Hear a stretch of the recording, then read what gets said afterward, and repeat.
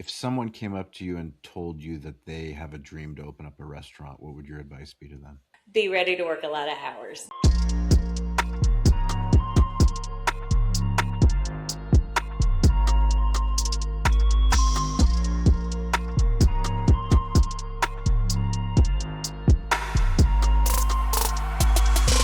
Welcome to Digital Hospitality. I'm your host, Shawn Walchef. This is a Cali BBQ Media production. We have been doing this podcast since 2017, and our mission has always been to find other owners and operators that are curious, that are willing to get involved, that are willing to ask for help, that are willing to build in public, that are willing to share the successes and failures of this beautiful business that we call restaurants and hospitality.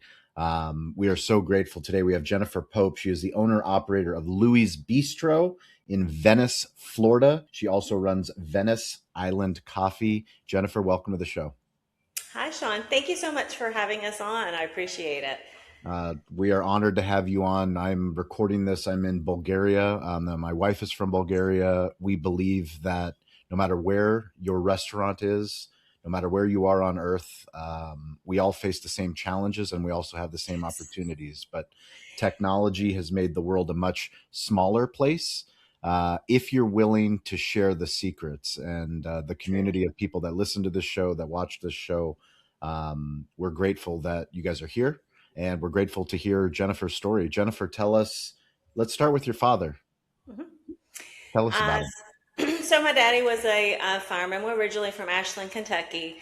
He was a firefighter there. Loved to cook. My whole family loves to cook. And he was the chef at the firehouse when he was there. So, and when he wasn't working, every morning we would have a kitchen full of men at our table serving coffee and, laughing, cutting, carrying on. Because back then we really didn't have coffee shops. You had a donut shop, but you didn't have a coffee shop. So my kitchen was literally their coffee shop. So that's what I grew up with. And so when we were getting this location, finding a name for a location is, it's hard. So my kids was like, why don't you name it after Poppy? And I was like, that's a wonderful idea because all of my recipes that I use and my sister used and everything, it all stemmed from him and his mom and, his dad and just the love of cooking. And so what a great honor it is for us to represent him in this way. So yeah, that's very exciting. Tell us about the coffee business because that business came first before Louie's Bistro. Is that correct? Yes. Well, we serve food there as well.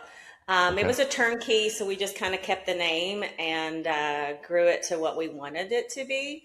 But we're Southern cookers, from Kentucky. We lived in West Virginia for many years. My husband worked there at a restaurant and Southern cooking. So biscuits, gravy, pancakes, the good pancakes, the nice sweet ones. But just a Southern touch on everything.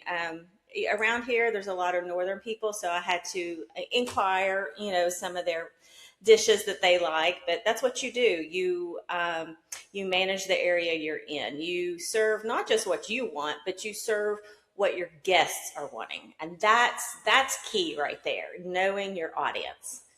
How did you learn your audience? Well, we are very personable people. So a lot of people describe us as like a Cheers. So we know our customers, we know their names, we know everything about them, basically, not just because we're nosy, but just because we're that kind of restaurant, I mean, they come in, we sit, we chat with them, we make them feel at home. They're part of our family. And even with our servers, we know each other so well. And that's important because that's key to have familiar with your customers because that gets them definitely feel like home when they walk in the door. And that's what we wanted. We wanted them to feel like they're sitting at their home eating a home cooked meal. What do you wish you knew about the restaurant business before you opened up your first location? A lot. So, what I wish we would have, or I would have known, is more on the business back end of it. That's probably been the most difficult part for me. When we first started, we just had a electric cash register, and I did everything by hand. And wow, that took hours to do. But we did what we had to do at the time. And then we progressed to a POS system. So going from the electric cash register to a POS system made a world of difference. It just makes your life so much easier. And one end, if you're a small restaurant, you look at, oh my gosh, I can't spend this money on this system right now. But then on the other end, you're going to spend it in your time. So what's more important, your time or not paying it? So that's kind of where we were on that. But when we went to a POS system, it really, really just changed things. It's faster service. We were using hand tickets. The tickets were coming back to the kitchen faster. Food was going out faster. Tables were being turned over faster. And you got the handhelds you can take to the table now, which is so fast. Now that, you got QR codes, your customer can pay, their bill and get out. They don't have to wait on somebody to register. It's just, it's made a huge difference going to that. I love that. What else do you use from a technology standpoint that helps you run a better operation? So my biggest thing that I will never go without with my POS is DAVO. To me, that DAVO is a system that holds your sales tax back, comes straight out. They hold it back in a side bank. You don't have to touch it. You don't have to worry about it. They pay it for you. I mean, because that's stressful in a small business, is making sure you have. That's a lot of money at one time, but make sure you have it in your system and send it off. And I don't have to worry about that. And just the stress of not having to get on my computer and fill that paperwork out every month, that is the stressful part. When we first did it, it was pen and paper, not a big deal. And then they change it to you have to do it on the computer. Okay, I did it, learned that. Then they change it, and I'm like, okay, that is one stress I just don't want. But that to me has been probably the biggest relief as a restaurant owner, because it's out of sight, out of mind. I don't have to worry, are we using that money when we shouldn't be using that money? Or, the time's up. Where's this money going to come from now because it accidentally got used, or, anything like that. It's just a stress reliever. But that to me, it is definitely worth the money that I spend on that. Do you remember how you learned about DAVO?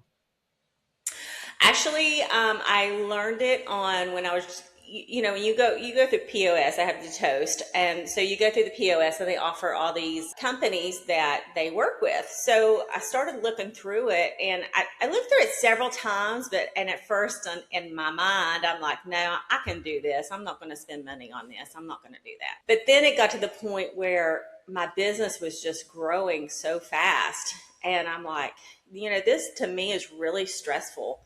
Every month, it's just stress. So it wasn't just stress on one restaurant, it was on 2 restaurants. Mm-hmm. So I looked into it, and I was like, you know what, I'm going to try it at our one restaurant. So I tried it for a couple of months, just to make sure, because I've had a lot of bad things happen with me as far as like bookkeepers or things like that. So I'm very skeptical and fearful that somebody's not going to be doing what they're supposed to be doing. But it was probably one of the easiest things I've ever done.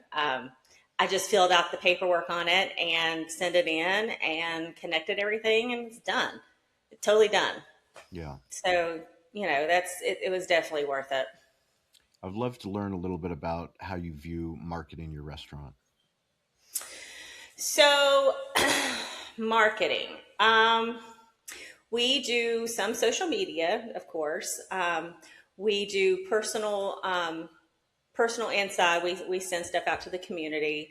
I am big on, I'm in a BNI group. So that we go out in the public a lot now, and word of mouth do our marketing. But marketing is one of those things where I really haven't done a lot of, just because so many people around here do know us, just from being in business so long. But we've been in a few magazines and things in town, and so that's helped too. But mainly, we mainly do word of mouth on everything, and it's worked. But we are going into catering, and I'm going to have to change that a little bit because I've got to start pushing that out more. Yeah. What does digital hospitality mean to you? Digital hospitality, to me, it's easier for the customer. To me, when I go someplace, I mean, you've got your loyalties, you've got everything at your fingertips, and it's not something that your servers have to be stressed over. It's there at the customer's hand. That's the end that I look at it. One, it is much easier on your servers because you don't want your servers stressed. You don't want your kitchen stressed. Something that's not coming through or question or whatever. Everything's right there. Everything's right there at the fingertips for your server to put in your notes, whatever they need. There should be no questions when a ticket is sent back. It is there, and for the customer, it's right there on their fingertips too. You get your little handheld. You can get your receipt if you want it. You can pay it however you want it. You have multiple decisions on how you want to pay as a customer. It's just much faster. The technology is just much faster, and it's a smoother checkout. If someone came up to you and told you that they have a dream to open up a restaurant, what would your advice be to them?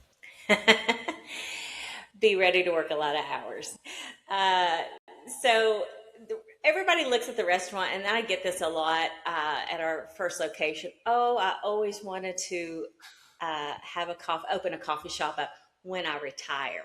And I look at them and I said, exactly. I said, this is not a retirement job. If you're looking for something for retirement, this is not it, because you are going to be stressed. You are going to have things come at you in all directions. It doesn't matter how small you are.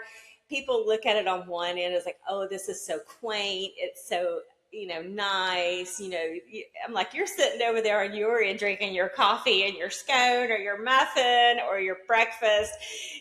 Back here, I've got my phone ringing constantly. I've got employees constantly. It's just always something. And, on one end, we're grateful for all that because we absolutely love our team. Our team has really became like family members to us. Some of them have been with us 6-7 years, even. And of course, we're a family restaurant. So my two girls work for us, and that's a wild ride too. But, How old are they? So now, my youngest one was 14 when we opened up, Yep. and she is 22 Right. now, and That she checks out. is being prepped to take over. She wants to take over our first location, and Amazing. wow, she's got the server part down for sure. But I was like, if you're going to take it over, you have to know the back end, because I'm not going to pass something off to you unless you know what you're doing. Because answering part of the question you just asked me, if you don't know anything about a business, you have no reason having a business. There's so much on the back end, and I wish I would have learned more on that end. My husband did know a lot. He was in restaurant business for 30 years as a manager for a big corporation, which he had a lot of knowledge to it, but I did not. I was in the medical field for 19 years. I did serve on the side, through those years, Yep. but it's a different world. It really is. So I have really buckled down and done a lot of education. So if somebody's going to pursue opening something new, I suggest to educate yourself definitely along the way, because there's so much you can learn. There's so much easier ways you can do things than what you think you can do them. And I really wish I would have known my knowledge now that I did those 8 years ago. when we first opened our doors. If somebody's watching, listening, and they find themselves in Venice, Florida at Louie's Bistro, what do they need to order? So, gosh, biscuits and gravy. That's one of our signature pieces, biscuits and gravy, and I make it like my daddy did.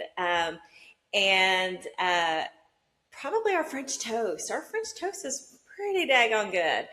I sell a lot of it. As a matter of fact, we don't sell a lot of breakfast stuff all day long, but those are staple items that I've had to start serving all day long because people want them all day long. My first location sells breakfast and lunch all day long, but Louie's has a little smaller kitchen to it, so we tone it down a little bit to be able to service everybody faster during lunch. But yeah, I serve and our bacon. Oh my gosh, our bacon's fantastic.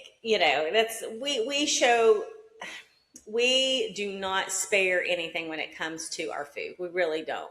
We want top quality, as a lot of restaurant owners do. But one thing we do not cut corners on, and that's our bacon. I love it. One of my favorite parts of the show is finding out about your personal tech stack. So are you an Android or iPhone user? iPhone. What version? I have no idea.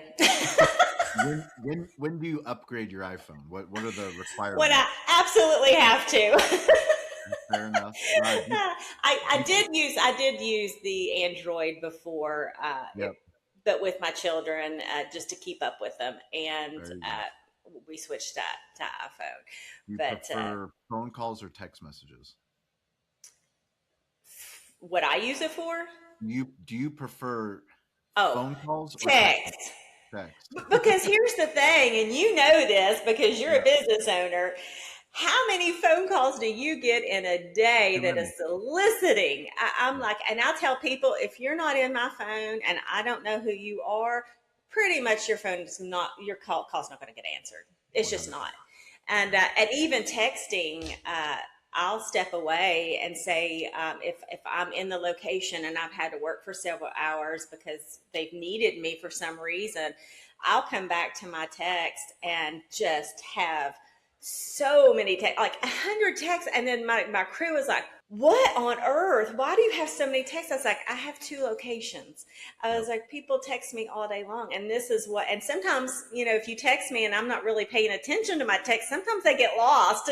Finally when I'm trying to catch up and weed them out, they get lost in the shuffle. So I'm like, if you don't hear from me, make sure you text me back. So it bumps it back up to the top of the list there. Yeah, but texting's been huge. I'm like, just text me. Yeah. What social media app do you guys use the most at the restaurant? We probably do more Facebook and Instagram at the restaurant. Yeah. Yeah. Photos, that's more of what our customers use. Photos or videos? We do more photos than videos. I would like to do more videos. I know they reach a lot easier. But that's one thing that I kind of have stepped back from, and trying to use my younger servers and their acknowledgement of it. That's, to me, passing that off to them. I'm like, and they love doing it, and they love creating stuff and putting it out there. But that's one thing that I don't like dealing with. I think it's mainly because of my age, but it's kind of uncomfortable to me. I've learned it. I'm just not crazy about it. Makes sense. Yeah. Is there any app that is something that you would advise for a restaurant owner to use, something that's been useful to you? An app. You can look at your phone if you need to. Okay. Let's see. Well, hands down, I'll tell you what I've used more than anything. My husband and I both, it's our Toast app. Yeah, that's probably been the most used, besides banking, that we use all day long. But, oh gosh, I don't know. Scheduling, as you can tell, that's our life. Who do you use for scheduling? We actually just went to the Square Schedule is what we just started going to. So I just started using it. Before, we just did it on the side, not doing a scheduler. So we just fill a calendar out on Canva. I use it a lot too, so that gets used a lot on my phone as well. Of course, all business. But those probably are those. I'll just tell you now, those are the ones that get used more than anything. Amazing. Those, yeah. If you guys are watching, if you're listening, we do a Rising Tides live show every Wednesday, every Friday. So if you're a restaurant owner, if you're a business owner, storyteller, creator, we have a great community every Wednesday, every Friday. That's a live show. It's free for anybody to join the community. We do Rising Tides meetups at restaurant conferences, technology conferences all over the United States, and now also including London, Canada, different places. So go to betheshow.media/rising tides. What is the best place for people to keep in touch with you, Jennifer? Is that Louie's Bistro on Instagram, Facebook? Mm-hmm. Yes. Perfect. We will put links into the show notes. We appreciate it. If you guys want to keep in touch with me, shout out to DAVO. They are an incredible platform. Please check them out for sales tax automation. We use them at Cali Barbecue. If you have a DAVO story, please send me a message on Instagram at Shawn P. Walchef. Instagram's the fastest, but also LinkedIn. Jennifer, thank you so much for taking the time to share your restaurant story. We're grateful for our growing community. Any last words for the restaurant owner that's watching, listening? There's easier way to do things. Just look into it and learn. There you go. Yeah. As always, thank you guys. Stay curious, get involved, and don't be afraid to ask for help. We'll catch you next episode. Thank you for watching. Thank you for listening. If you've made it this long, you are part of the community. You're part of the tribe. We can't do this alone. We started, no one was listening. Now we have a community of digital hospitality leaders all over the globe. Please check out our new series called Restaurant Technology Substack. It's a Substack newsletter. It's free. It's some of our deep work on the best technology for restaurants. Also, go to YouTube and subscribe to Cali Barbecue Media. Cali BBQ Media on YouTube. We've been putting out a lot of new original content. Hopefully you guys like that content. If you want to work with us, go to betheshow.media. We show up all over the United States, some international countries. We would love to work with you and your growing brand on digital storytelling. You can reach out to me anytime at Shawn P. Walchef on Instagram. I'm weirdly available. Stay curious, get involved, and don't be afraid to ask for help. We'll catch you next episode.